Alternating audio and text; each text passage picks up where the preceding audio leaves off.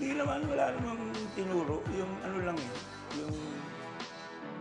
Kasi yung rebounding, ang una dyan yung positioning. Correct. Yes, Tama, correct. tama. Positioning.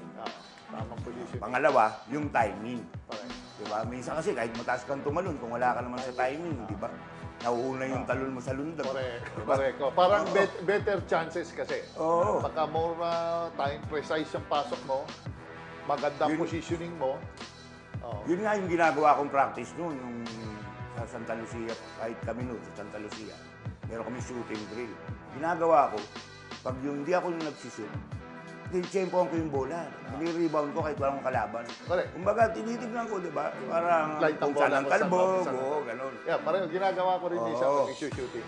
Wala May shooting, tinitingnan mo saan ang talbog ng bola. Correct, Saan correct. mas papabor, kung short to sock or lihis, gano'n. Malaking bagay din. At saka importante talaga yung positioning. Okay?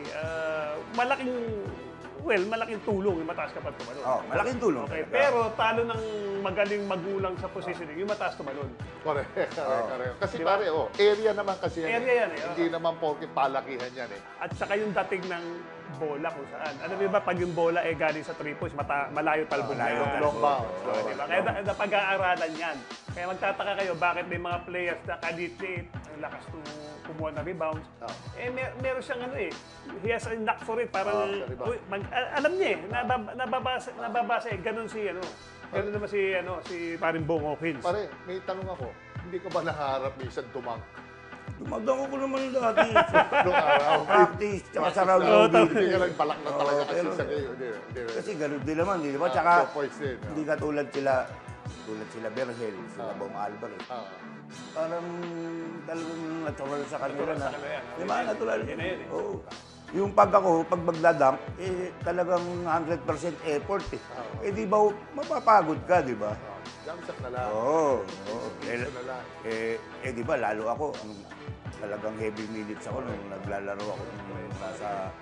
30. minsan nag-average, isang season, 2 season, nag-average ako ng 40 minutes. Grabe, 48 minutes, 48 Kung minutes kasi pipilitin kong mag-duck, baka hilahod na ako.